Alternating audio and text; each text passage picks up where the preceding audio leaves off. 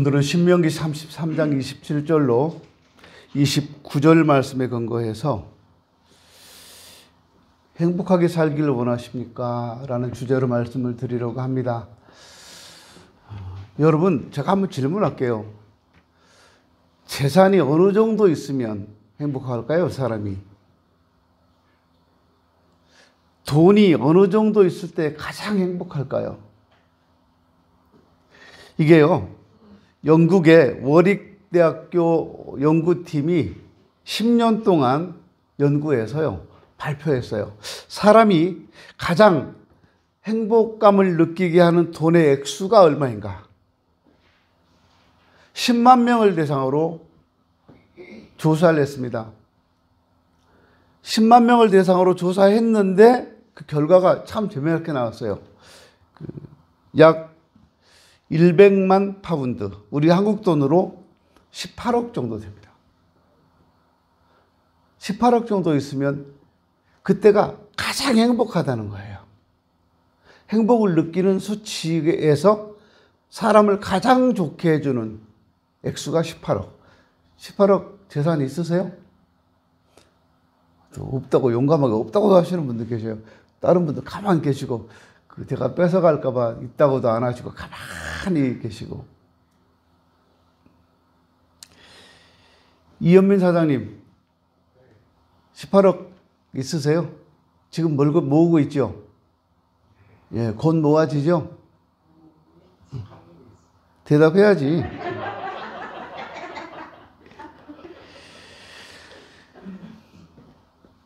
연구팀은요, 불행한 사람이 행복해지려면 100만 파운드, 그러니까 18억 정도에 해당하는 복권에 당첨되거나 스스로 그만큼 돈을 벌어야 행복한다라고 결론을 내려놨습니다.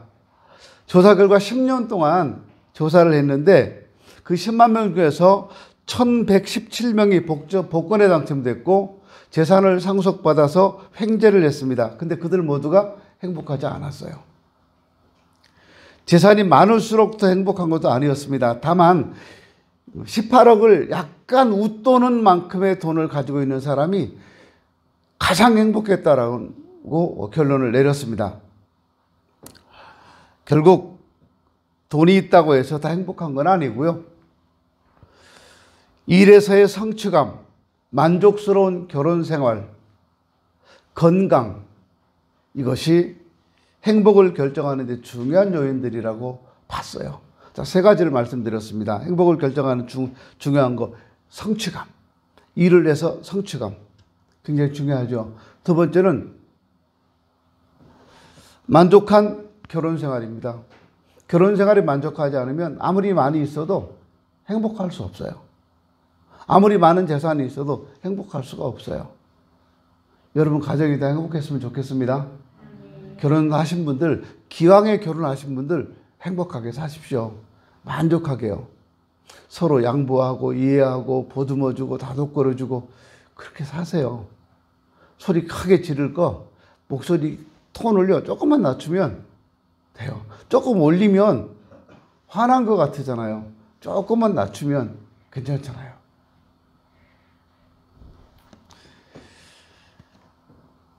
그리고 건강입니다. 건강을 잃으면 행복할 수가 없어요. 그래서 건강하십시오, 여러분. 저희 동기 목사님 한 분이 살이 쭉 빠졌어요. 며칠 전에 만났는데. 물었어요. 야, 너 왜 이렇게 살이 빠졌냐? 그랬더니 하는 얘기가 저를 이렇게 보더니요. 목사님도 좀 걸어. 그래요. 그때 제 휴대폰에 제가 그때요. 4,370 몇 보가 찍혀 있었어요. 휴대폰 켜면 써 있잖아요. 몇 보 걷는지. 근데 그 친구가 저를 딱 보더니 야, 그것도 걸은 거냐? 그래요.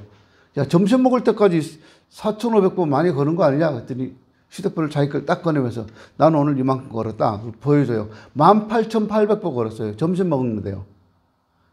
같이 있던 친구 하나가 얘는 걷는 중독에 빠져가지고 쟤는 비가 오나 눈이 오나 저렇게 걸어. 얘는 중독이야. 그래서 제가 목사님 몇 보 걸었어? 보니까 저랑 비슷하게 4천 몇 보인데 제가 한 20보 더 걸었더라고요. 2등, 3명 중에서. 건강해야 돼요. 여러 기관들에서 조사한 바에 따르면 어느 나라가 가장 행복한 사람들인가 하는 그 조사 결과가 발표가 됐는데, 어떤 나라는, 어떤 조사에서는 나이지리아 사람들이 가장 행복하다고 했고, 어떤 조사에서는 르완다 사람들이 가장 행복하다고 했고, 또 어떤 조사에서는 인도라고도 대답을 하고 있어요. 방글라데시가 가장 많이 나오는 것 같아요. 이 나라들을 보면 경제적으로는 최빈국이죠. 가난한 나라 사람들이에요. 이 사람들이 가장 행복하다는 거예요. 우리 선교지 필리핀에 종종 우리 가서 보셨습니다. 그 사람들 진짜 가난하게 살잖아요. 근데 항상 웃어요.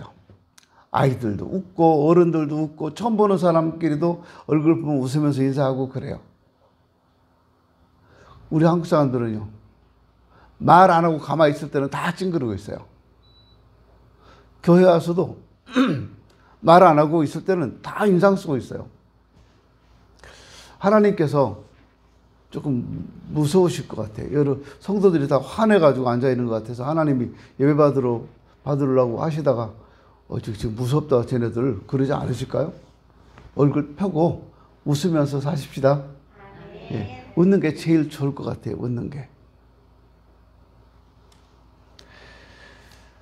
여러분, 행복하게 살고 싶지요? 우리 모두가 다 지금보다 더 행복하게 살고 싶어 합니다. 그런데 정작 나는 행복하다고 느끼는 사람은 많지 않아요. 다른 사람이 볼 때 저 정도면 행복한 것 같아요. 경제적으로도 괜찮고 집도 좋은데 잘 살고 있고 자녀들도 다 성공했고 행복할 것 같아요. 그런데 본인들은 아니에요. 이게 문제예요. 지금 나는 행복하다고 느끼지 않는다는 거예요. 그러면 성경은 우리에게 어떻게 해야 행복하다고 말하고 있을까요? 성경이 가르쳐주고 있는 행복의 조건들, 이런 요소들은 뭐가 있을까요? 가장 중요한 거는요, 진짜 행복은 주님을 만날 때 옵니다.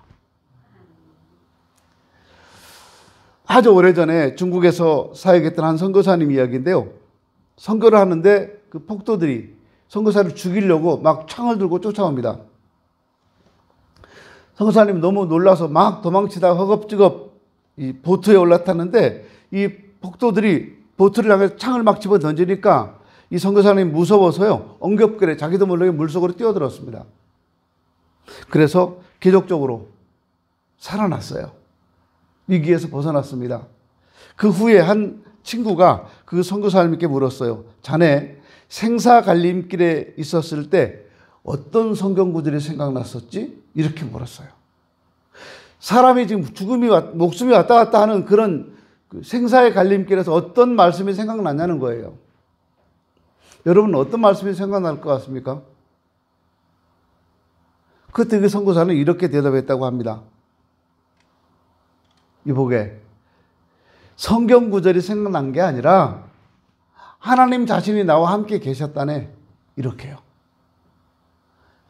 시편 54편 4절을 보니까 하나님은 나를 돕는 자시라. 주께서 내 생명을 붙드는 자와 함께 하시나이다 라고 말씀합니다. 하나님이 나와 함께 하시면 이보다 좋은 일이 없죠. 특별히 복음서에서 주님을 만난 사람들, 이 사람들 너무나 놀라운 삶이 되었습니다. 너무나 큰 복을 받았던 사람들이에요. 소경이 고침을 받고 나병 환자가 나음을 입었고 죽었던 나사로가 살아났습니다. 이 모든 것이 다 주님을 만난 결과입니다. 우리에게 가장 필요한 사람은 예수 그리스도이십니다. 그러니까 우리가 예수를 만나야 되는 거예요. 그 예수님을 만날 때까지 진정한 행복은 없는 겁니다. 그럼 우리가 어떻게 주님을 만납니까? 모든 교만과 자기를 버려야 합니다. 내 안에 계시는 주님을 내가 만나기 위해서는 나를 내려놔야 돼요. 내가 내 인생의 주인이 될 때 주님을 못 만나요. 내 인생의 주인이 예수님이셔야 합니다. 그럴 때 그분을 만날 수 있습니다. 어떤 젊은 연인이 있었습니다. 참 사랑하는 사람들이에요. 한 10분, 20분만 헤어져 있어도 보고 싶어하는 연인들입니다. 그래서 시간을 내서 만났어요. 근데 만나서 멍하니 하늘만 바라보고 있고 휴대폰만 들여다보고 있고 밥만 먹고 아무 말도 안 하고 휴대폰만 만지작거리고 있다고 생각해 보세요. 거기에 행복이 있겠습니까? 아니에요.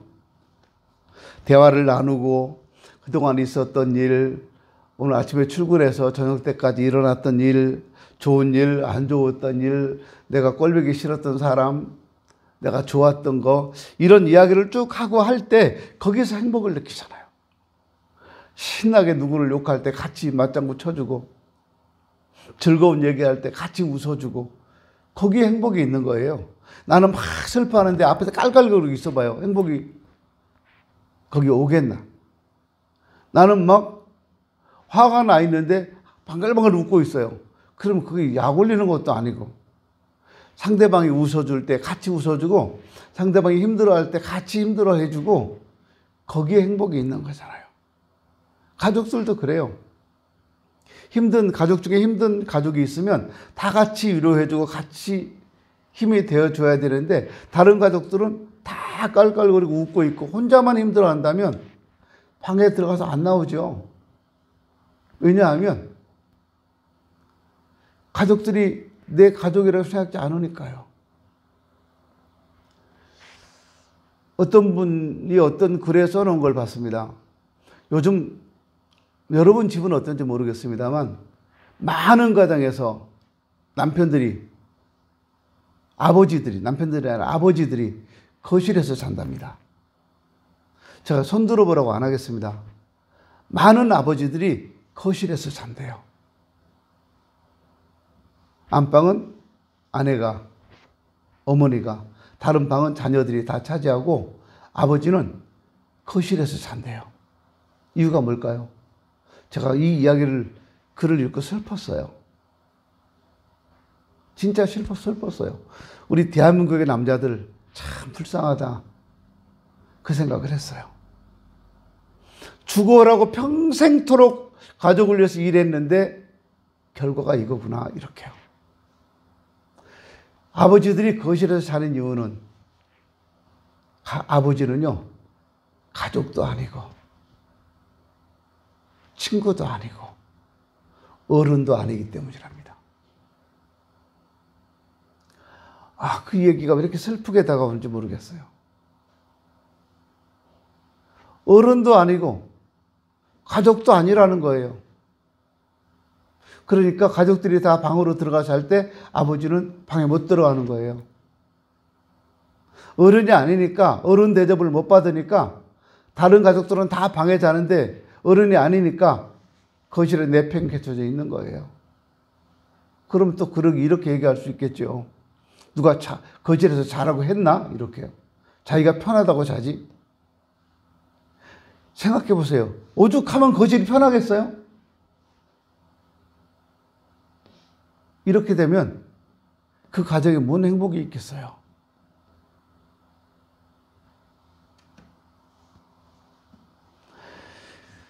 우리 예수님 만납시다. 예배 시간에 와서 멍하니 앉았다가 혹은 휴대폰만 들여다보다가 집에 간다면 행복은 없어요. 무슨 말씀을 하시는지, 뭘 생각하는지 졸다가 그냥 가면 신앙이 어떻게 자라고 하나님의 축복을 어떻게 맛볼 수 있겠습니까? 말씀을 경청하고 이 말씀을 듣고 나를 살피고 나도 어떤 결단을 주님 앞에 할 때 거기에 행복이 있는 거예요. 거기에 축복이 있고 거기에 미래가 있는 거예요. 그런 신앙을 통해서 우리는 행복을 느끼며 사는 사람이 될 것입니다. 그런 신앙이 바로 행복한 삶이에요. 또 진정한 행복은요, 마음의 소원이 이루어질 때 온다고 합니다. 여러분, 소원이 있으시면 소원이 이루어지지 않으면 행복하지 않아요. 계속해서 뭔가를 도전하고 도전해서 내 소원이 이루어질 때 행복하잖아요.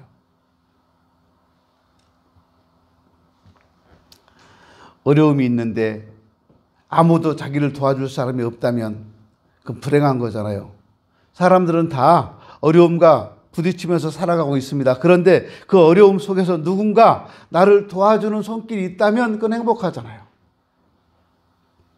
기도는 우리를 행복한 삶으로 인도합니다. 주님은 우리의 기도를 외면하시는 분이 아니에요. 우리가 기도하기를 기다리시고 우리가 기도하면 들어주시는 분이 주님이십니다.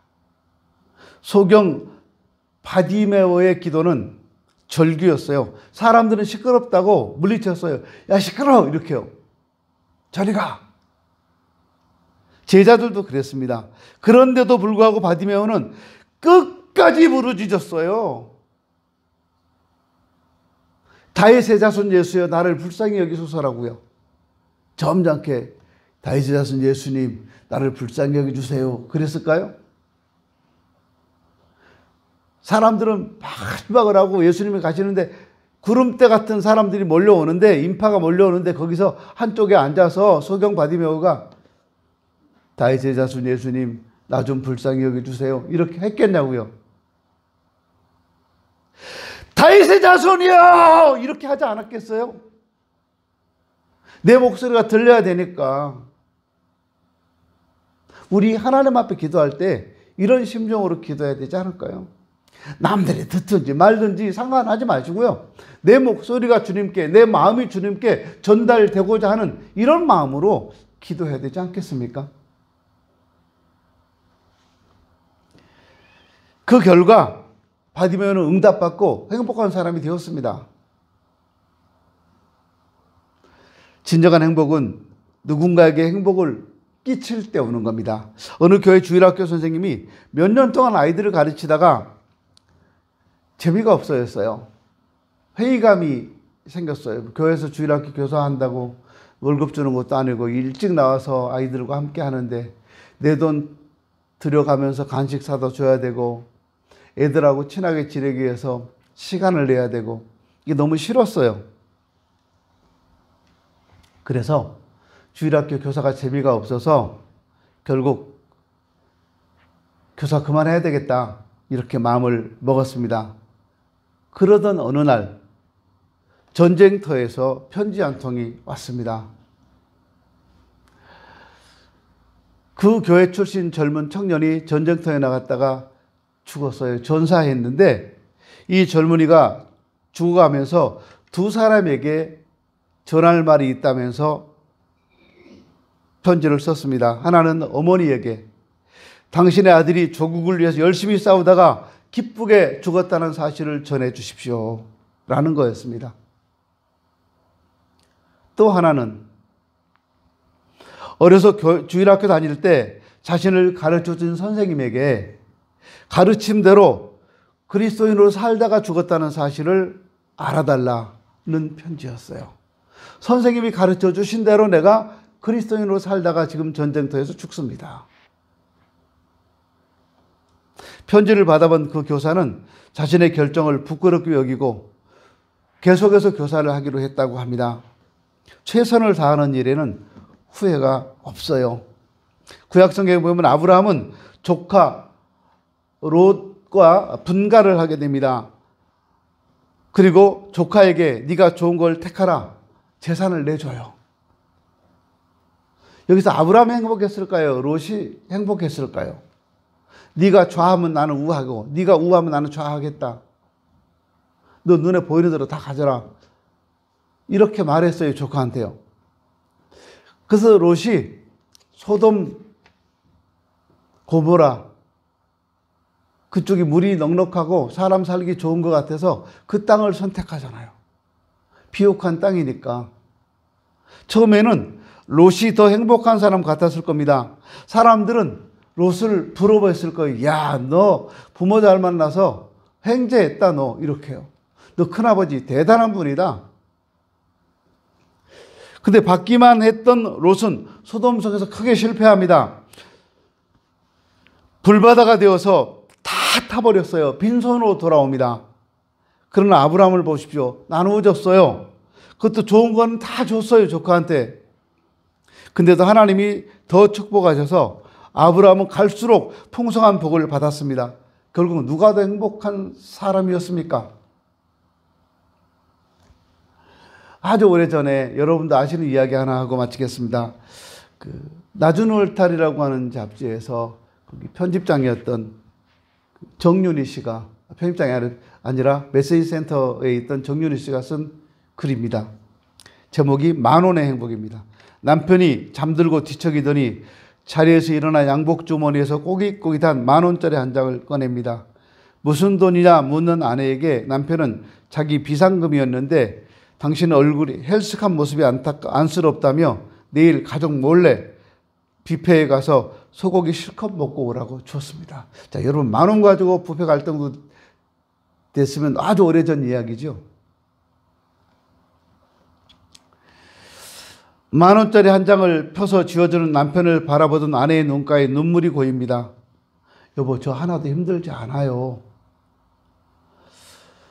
어젯밤 남편에게서 10,000원을 받은 아내는 뷔페에 가지 못했습니다.